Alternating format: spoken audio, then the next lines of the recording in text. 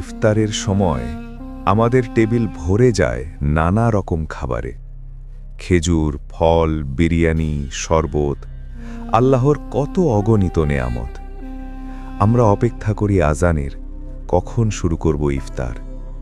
কিন্তু ঠিক এই মুহূর্তে কোথাও একটা ছোট্ট শিশু বসে আছে রাস্তার ধারে। তার সামনে নেই সাজানো টেবিল, নেই পছন্দের খাবার। তার ইফতার শুধু এক গ্লাস পানি, হয়তো একটা শুকনো খেজুর। তবুও সে মাথা নত করে বলে, আলহামদুলিল্লাহ। আমরা কি একবারও ভাবি, আমাদের টেবিলে কি বাড়তি কিছু নেই? রমজান শুধু না খেয়ে থাকার নাম নয়, রমজান হলো ভাগ করে নেওয়ার মাস।